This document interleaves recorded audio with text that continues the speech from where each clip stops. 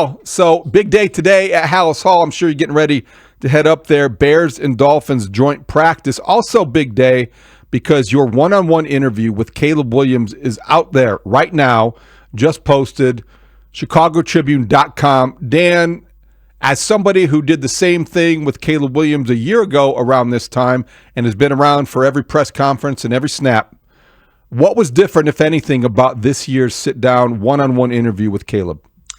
Well, I think you have to start with the union with Ben Johnson, David, and understanding that Caleb is eager to see where this leads him, trusting that it's going to lead him to where he wants to go, and really trying to lean into the competitive ferocity that Ben brings to the table, right? And trying to match that and meet the demands of a coach who's obviously very demanding. And so I think this is a big time for Caleb. I think one of the things that struck me was him admitting his frustration and probably a little bit of impatience with the growth process, and understanding that it's really difficult to be process driven here rather than results driven, but trying to stay married to that right now, because this is a period of the preseason where you got to make strides with what the coach is asking you to do, and it's not always going to show up with the results that happen at practice. And so just being trusting of that process is, I think, very big for Caleb, and he's trying to stay in that zone. He described meeting, and I believe talking in person with Jared Goff about what Ben Johnson could do for him and what Ben Johnson did for Jared Goff. How would you describe that exchange? Yeah, and I think that was good for him. Look, like he has a connection to Amon-Ra St. Brown through their USC ties, and had gotten a great endorsement there about what it's actually like to play under Ben Johnson. These are testimonials. He runs into Jared Goff at an event and is essentially just told that, look, this is a coach who's going to be very tough on you, but he's going to show you the way. He's going to teach you what details matter, and once you master those details, your success goes places. And Jared Goff is a great sort of, face of what can happen if you find yourself in lockstep with Ben Johnson. He revived his career. He reinvigorated everything about who he is as a quarterback. And so that's got to be positive for Caleb to hear, to understand that a guy who went through it had the experience that he had. And then if you can sort of replicate that in any way you can, that you should be headed in the right direction. The other thing I got out of it, Dan, and tell me if I was reading too much into this, but Caleb sounded like he looked at last year and entering this season better for the struggle, and maybe making the best of a bad situation, and maybe that's rationalization or whatever it is, but a guy who recognized the fact that he hadn't struggled much in his career, and last year goes down as one big, year-long slog, and it was difficult to get through, but he's better for having endured it. I think you have to convince yourself of that because there's no other choice, right? If you look at it in a different way, it's just fully depressing. Like, I'm not sure I'm better for having gone through last year, but we went through it anyway, right? So here you are. But I think when you're trying to do that, the question I asked him, David, is, look, like he didn't have the best final year at USC either. So he's essentially, 3 years removed from, chasing the level of high level excellence that he's wanting to chase. And so what does that do to your headspace? And he feels like a hungry quarterback now. But what you have to do is match that hunger with sort of A, the behind the scenes commitment, and then B, the on the field production to start to get things to turn in the right direction. And that's where we're at right now. It's I guess August 8th, right? Like, so we are exactly 1 month out from the opener. You got a little bit of time, but not much time, and so this whole journey to the starting gate of week one is coming quick. You asked him a good question about last year actually having provided evidence that he can lead an offense back in a fourth quarter. He can have these meaningful drives. And it was bitter irony, I suppose, that one of the first things he referenced was the game that nobody can forget for negative reasons, the game, the Fail Mary that everyone remembers for Tyreek Stevenson and all that happened there. But people often forget the fact that the Bears were in that situation because Caleb Williams did what everyone had been waiting to see him do. And he did it twice, right? Like, he led them down on the one drive that should have been a go-ahead touchdown drive, but ended with the Doug Kramer fumble at the goal line. Who could forget that? And then obviously got the ball again and led a drive that put them ahead for what would have been a win that would have got them their fifth win 84 days before they actually got their fifth win. And so that was the start of it. But then you had obviously the rally against the Vikings. You had the drive that put them in field goal range for a game-deciding field goal against Green Bay. the punctuation at the end of the season against the Packers at Lambeau Field. You've got proof now that you are that guy, that you are on this level a quarterback who can win games when the game is put into your hands. And so I think that's a positive affirmation for Caleb about who he is and who he can be. And look, like one day we may do a 10,000 word oral history on that day in Washington, because there's a lot to unpack in that whole thing, because that offense was atrocious for 3 quarters. And then they woke up when they needed to wake up, and they put themselves in position to win, and then they ultimately lost because we all know what happened. We're talking with Dan Wiederer from the Chicago Tribune, covers the Bears and also does the Take the North podcast. And you do want to download the most recent episode because Dan and Mark Grody, well, I think that Dan, as a longtime guy, have doing podcasts and sitting in press boxes and have practices with you, you sounded a little crispy. You're in that time of camp where you're a little grumpy, and I know why. People have reacted in a way to the net video in a way that makes you cringe and complain. So take us through what happened this week with the net video that Caleb Williams addressed yesterday. The net video is just a small snapshot of how dumb our discourse has become in terms of overreacting to everything, David. It's absurd where we're at right now. And here's where I kind of got triggered. It wasn't just the reaction to the net video. It's that we then had like a week's worth of reaction to the net video. And eventually you've got Chase Daniel taking a different net video and dissecting it to the detail level that you've never seen a game dissected to. And I'm like, what are we doing? We need to get to the regular season. We need to get to games that matter, to, results that matter. And we can all kind of start to have meaningful discussion then. But I look, like, you're in a different business than you were, 10 years ago. There's a lot of things that become talking points that then become bigger talking points. And I think on social media, it goes to extremes where I'm dizzy. I gave one anecdote the other day where there was an account. I don't know what kind of account it was, but it has a blue check, whatever that means nowadays. And it literally gave fabricated stats for Caleb Williams from a practice. The stats they were just made up out of thin air, and then people spent like 200 comments arguing over these fake stats of something that didn't happen. And I can't do this anymore, David. You got me fired up here. It's like 7:10 in the morning. It made me miss the podcast, Dad. It made me miss doing the podcast. Your grumpiness. Yeah, because you like to trigger me, right? Every now and then. It's worth it. It's like I don't mind flipping that switch. Okay, so today we find out either before or after the joint practices, and I think that may be a big distinction, because I wonder if Ben Johnson has his mind made up, Dan. I wonder if he knows what he wants to do on Sunday, or will it be dictated or determined by how today's joint practice against the Dolphins goes? So this is where this is hard as a coach, because Ben has told you a lot about how much he hopes to squeeze out of this joint practice with Miami. And if you are going to run this at the intensity level that they seem determined to run it at, you're going to have to adjust with what your plans for Sunday are going to be. This isn't just about Caleb either. Like, you've got a left tackle competition occurring. And so, like, do you play, which one of those guys do you play? And with what other linemen do you play them with? And so there's a lot of moving parts to what they do with their starters and how they try to find their way, through the finish line of the preseason by getting meaningful reps. Now, listen, like, I know everybody gets up in arms about you need to get the work in preseason game action. You can get this work done in crossover practices if you're very intentional and you're very detailed about what you want to get done. And so today will be very important, but I do think Ben has some decisions to make about how to best ready this team for a Bright Lights big stage game in week 1 against the Vikings. And today is part of the calculus of doing that. What would you do Sunday?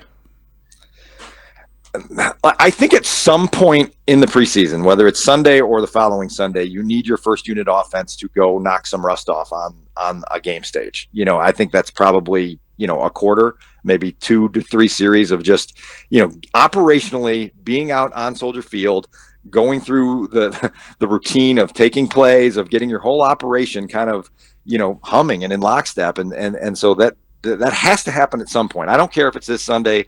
If it's not this Sunday, then it should be the following Sunday against Buffalo. And then I think we all know that finale in KC is probably just for special teams guys trying to make a team and things of that nature. Now, you have been out there a long time. I think 13 years is where you said that you came here 13 years ago.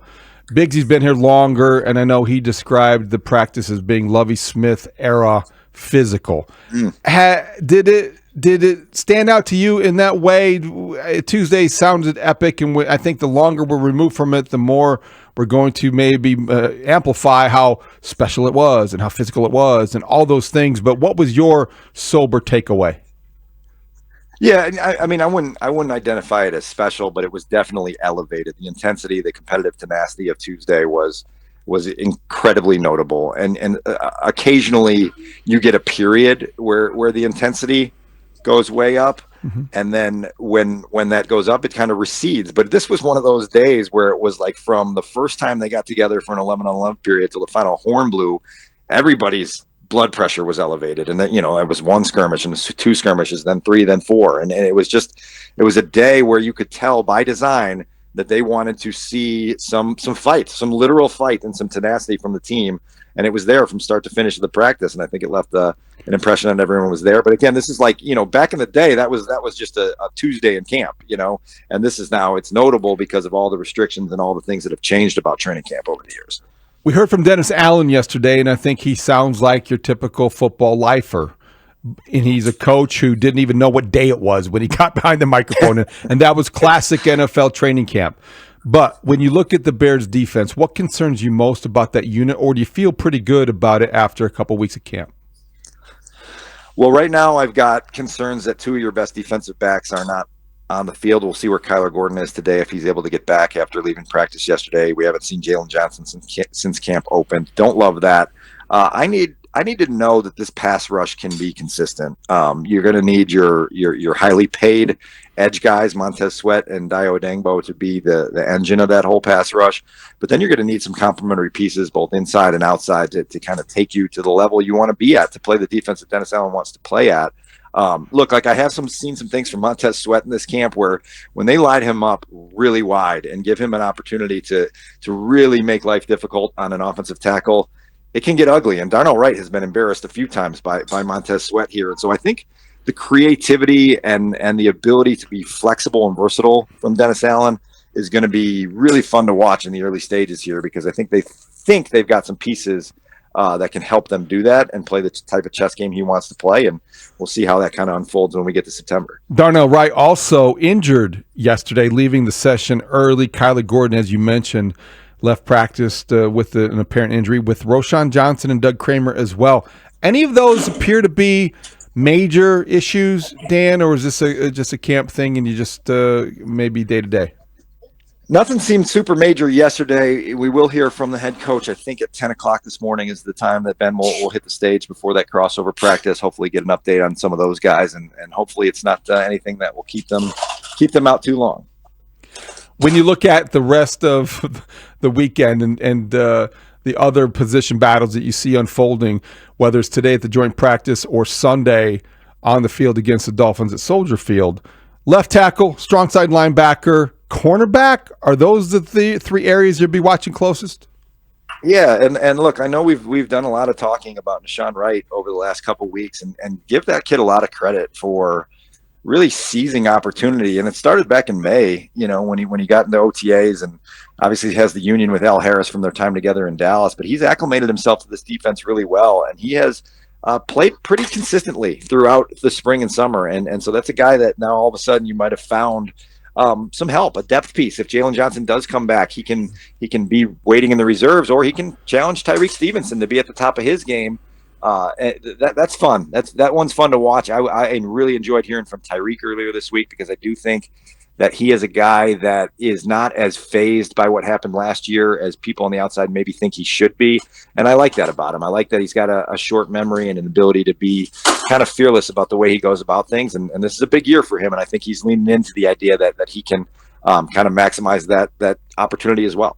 Final few minutes here with Dan Wiederer from the Chicago Tribune and the Take the North podcast. So, Dan, as you know, preseason is all about the backup quarterback. And so whether it's Case Keenum describing Ben Johnson's offense in a way that I think is the best I've heard yet, the greatest hits album, essentially, or Tyson Bagent with a lot of praise coming his way because of his work ethic and command of this offense, How would you evaluate that competition for the backup behind Caleb Williams, and what stands out to you? Yeah, and if you do listen to the latest episode of Take the North, you're going to hear from Declan Doyle, from Case Keenum, and from Ben Johnson, all with sincere, glowing praise of the kind of camp that Tyson Bagent is having. And you've got a guy here that, is described as, knowing the playbook like the back of his hand, a guy who's putting in the work behind the scenes to come to practice prepared every day, who's showing that he can be operationally sharp and put some things together. And so I think it's going to be fun to see how they divvy up the reps with everybody not named Caleb at the quarterback position over the next couple of weeks. I'd expect the Austin Reed show in Kansas City in a couple of weeks for him to take them across the finish line of the preseason. But watching Tyson and Case get a chance to go out there and put their best foot forward should be interesting, because I think Bagent's development is one of these things that for whatever reason, it's a little bit of a hot button issue in Chicago. But this is just a dude who came into the league trying to maximize everything about his NFL career. And to this point, he's doing it. And to hear the people that are around him every single day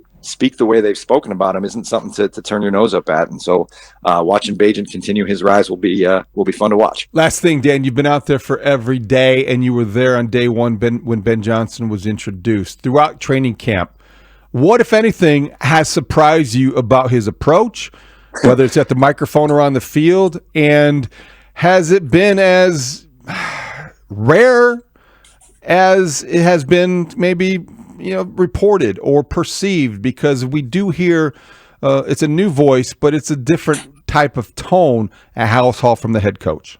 Yeah, there's a level of honesty that's super refreshing given what we've been through in this town for a long time. And I just don't think that he feels the need to shy away from direct answers. I think he understands that trying to win at the highest level in this league requires a level of blunt honesty that he's not apologetic about. He's going to tell you how it is, and it is how it is, and I've enjoyed that about him. And getting to know him in the January through April phase of things, you just realized how competitive he is. That box has been checked, and now you just see how comfortable he is with some of the forward facing responsibilities of the job. And I know you've enjoyed it as well, because for people that do our job, it's easier to get to be honest about the answers that they're providing. And so kudos to Ben here through the first 6-7 months of handling that part of the job the way he has.